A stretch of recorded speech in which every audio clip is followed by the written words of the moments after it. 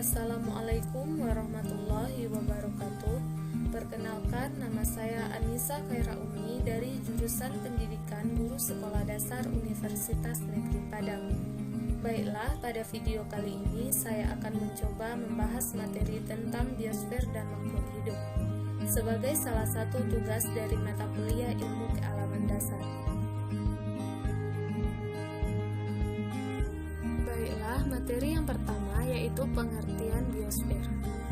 Biosfer merupakan bagian luar dari planet Bumi yang mencakup udara, daratan, dan air, yang memungkinkan kehidupan dan proses biotik berlangsung. Dalam pengertian luas, menurut geofisiologi, biosfer adalah sistem ekologis global yang menyatukan seluruh makhluk hidup dan hubungan antar mereka, termasuk interaksinya dengan unsur litosfer, hidrosfer, dan atmosfer bumi. Dalam biosfer, setiap makhluk hidup menempati lingkungan yang cocok untuk hidupnya, yang dinamakan habitat.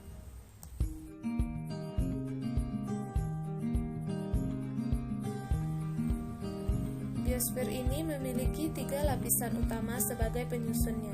Yang pertama, lapisan atmosfer, yang kedua, lapisan litosfer, yang ketiga, lapisan hidrosfer.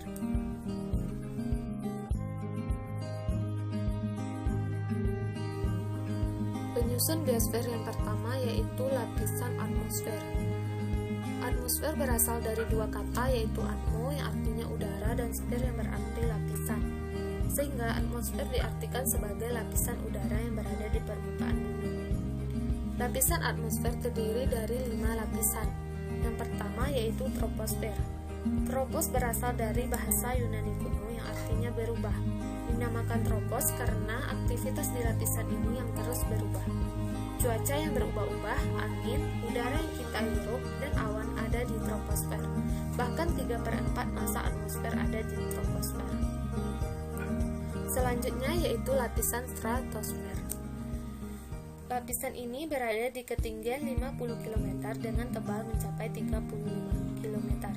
Di lapisan ini tidak ada awan sehingga membuat lapisan ini kering dan tak bergejolak. Itu sebabnya pesawat jet memilih terbang di lapisan ini. Selain itu, di lapisan ini ada ozon. Ozon adalah senyawa yang menangkal radiasi ultraviolet dari matahari yang merusak bumi. Lapisan yang ketiga yaitu lapisan mesosfer. Lapisan ini berada di ketinggian 50 km sampai 85 km. Udara di lapisan ini sangat tipis sehingga kita tidak bisa bernafas jika sampai di lapisan ini. Namun ada lebih banyak gas selain oksigen di lapisan ini. Lapisan ini berfungsi melindungi bumi dari benda-benda langit yang menuju bumi. Yang keempat yaitu lapisan termosfer. Suhu di termosfer bisa mencapai 1500 derajat Celcius. Termosfer menjadi lapisan atmosfer yang cukup tebal dengan ketebalan mencapai 513 km.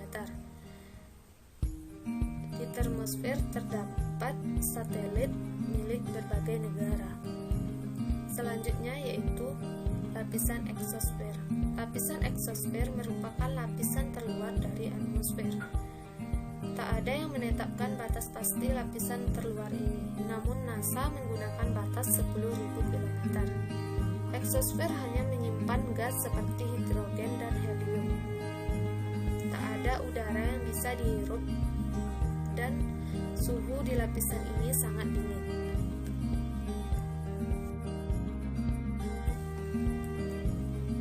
Penyusun biosfer yang kedua yaitu lapisan litosfer. Litosfer berasal dari 2 kata, yaitu litos yang artinya batuan dan sfer yang artinya lapisan. Dengan kata lain, litosfer adalah lapisan kulit bumi yang paling luar yang memiliki ketebalan 1200 km dan berat jenis rata-rata 2,8 gram per cm kubik. Lapisan penyusun litosfer antara lain lapisan silisium aluminium dan lapisan silisium magnesium. Lapisan silisium aluminium merupakan lapisan yang mengandung batuan granit, sedimen, dan batuan lainnya yang terdapat di daratan benua. Sedangkan lapisan silizium magnesium merupakan lapisan yang elastis dan memiliki ketebalan rata-rata 65 km kubik. Penyusun biosfer yang ketiga yaitu lapisan hidrosfer. Hidrosfer berasal dari dua kata, yaitu hidros yang artinya air dan sfer yang berarti lapisan. Hidrosfer di permukaan bumi meliputi sungai, danau, laut, air tanah, samudra, dan uap air yang terdapat di lapisan udara. Hidrosfer berperan penting bagi kehidupan makhluk hidup. Hampir 70% makhluk hidup di bumi hidup di lingkungan hidrosfer. Selanjutnya yaitu karakteristik biosfer. Karakteristik biosfer didasarkan kepada karakteristik fauna dan karakteristik flora. Yang pertama yaitu karakteristik fauna. Berbagai karakteristik fauna dari berbagai ekosistem yang ada dalam sistem biosfer. Di antaranya, yang pertama fauna padang rumput. Biasanya didominasi oleh herbivora karena tempat ini cukup air dan rumput-rumput segar yang merupakan makanan bagi hewan herbivora. Yang kedua, fauna di daerah gurun. Biasanya berupa hewan kecil seperti semut, kalajengking, dan terdapat juga hewan besar yaitu unta yang memiliki punuk yang berfungsi untuk menjaga ketersediaan air. Yang ketiga yaitu fauna di daerah tundra. Fauna yang berdarah hangat dan mempunyai bulu yang tebal seperti beruang kutub. Daerah tundra merupakan daerah yang dingin karena daratannya dilapisi oleh es atau salju. Fauna yang habitatnya di daerah ini lebih sedikit dibandingkan dengan gurun. Yang keempat yaitu fauna di daerah hutan tropis. Biasanya didominasi oleh herbivora hutan tropis. Daerah hutan tropis merupakan tempat yang paling nyaman dan bersahabat yang sepanjang tahun disinari matahari dan memiliki curah hujan yang tinggi. Selanjutnya yaitu fauna di daerah taiga. Biasanya termasuk jenis burung yang sedang bermigrasi karena habitatnya mengalami musim gugur. Fauna yang terakhir yaitu fauna yang habitatnya di daerah kutub, memiliki ciri-ciri yang sama dengan daerah tundra, tetapi daerah kutub lebih ekstrim dibandingkan dengan daerah tundra. Yang kedua yaitu karakteristik flora. Karakteristik dari berbagai flora di habitat-habitat tertentu yaitu yang pertama, hutan hujan tropis memiliki ciri curah hujan yang tinggi dan sinar matahari sepanjang tahun. Yang kedua, hutan musim tropika merupakan hutan musim dengan ciri pohon yang menggugurkan daunnya. Yang ketiga yaitu hutan hujan iklim sedang, memiliki vegetasi yang berukuran tinggi namun populasinya kurang dari hutan hujan tropis. Yang keempat yaitu hutan gugur, memiliki vegetasi dengan pohon yang kuat, tinggi, serta berdaun lebar. Yang kelima, hutan taiga, merupakan hutan dengan suhu rendah, biasanya dekat dengan daerah kutub. Yang keenam yaitu stepa, merupakan istilah lain dari padang rumput. Selanjutnya, sabana, merupakan salah satu bentuk padang rumput yang mempunyai pohon kerdil dan pohon-pohon tersebut tumbuh secara bergerombol. Selanjutnya yaitu tundra, merupakan daerah kutub, biasanya hanya ditumbuhi oleh lumut. Selanjutnya gurun, merupakan daerah berpasir yang mempunyai ketersediaan air yang sangat sedikit. Yang terakhir yaitu terumbu karang, merupakan flora yang berasal dari laut.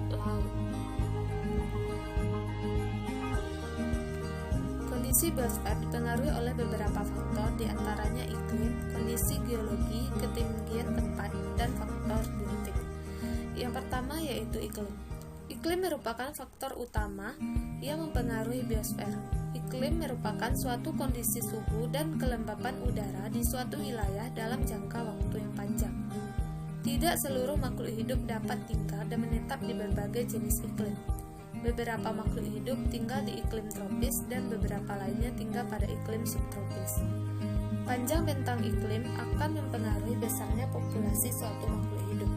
Semakin panjang bentang iklim yang dimiliki, memungkinkan populasi organisme makhluk hidup semakin banyak. Faktor yang kedua yaitu geologi.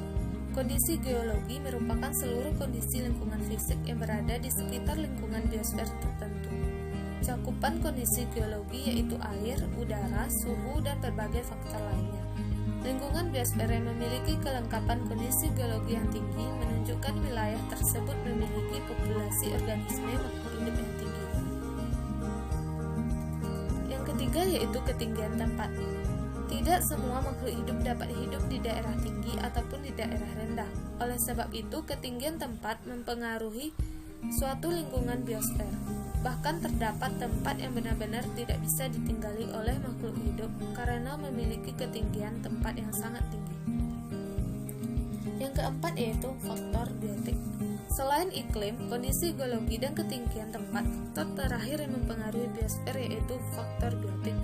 Suatu makhluk hidup memiliki faktor-faktor yang dapat mendukung keberlangsungan hidup makhluk hidup lainnya. Keadaan tersebut disebut dengan faktor biotik. Sebagai contoh, pohon merupakan faktor biotik berbagai macam makhluk hidup seperti burung, tupai, karena pohon dapat memenuhi kebutuhan makhluk hidup tersebut, yaitu menjadikan pohon sebagai tempat tinggal di sumber makanannya. Oleh sebab itu, semakin banyak faktor biotik yang berada di suatu lingkungan biosfer tertentu akan meningkatkan populasi suatu organisme makhluk hidup. Unsur terpenting dari biosfer yaitu makhluk hidup. Makhluk hidup merupakan organisme yang melakukan pertumbuhan dan perkembangan, serta memiliki ciri-ciri hidup dan melakukan adaptasi terhadap lingkungannya. Contoh makhluk hidup yaitu manusia, hewan, dan tumbuhan. Makhluk hidup mempunyai ciri-ciri yang membedakannya dengan benda mati, yaitu yang pertama bernapas. Bernapas atau respirasi merupakan proses pengambilan oksigen di udara dan mengeluarkan zat sisa berupa uap air dan karbon dioksida. Yang kedua yaitu bergerak.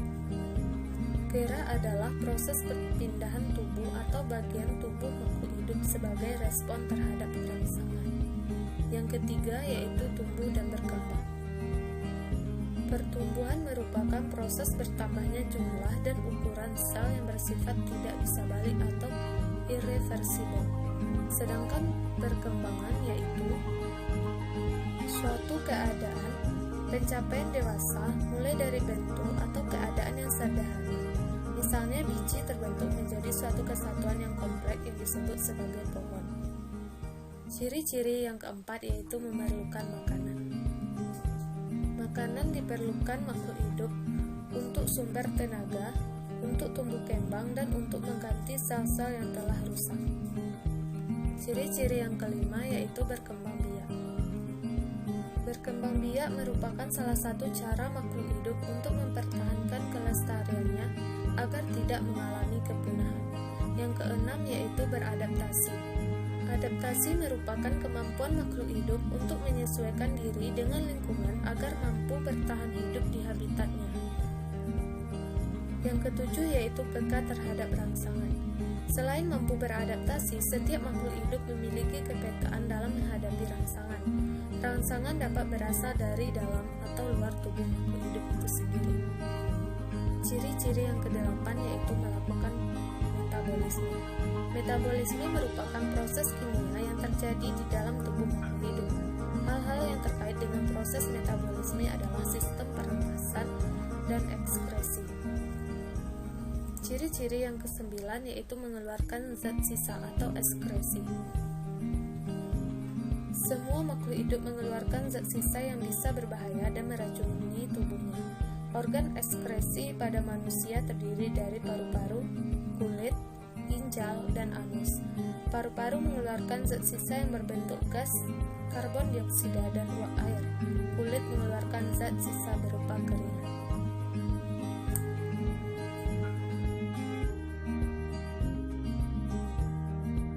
Baiklah teman-teman, sekian video kita hari ini. Terima kasih sudah menyaksikan. Assalamualaikum warahmatullahi wabarakatuh.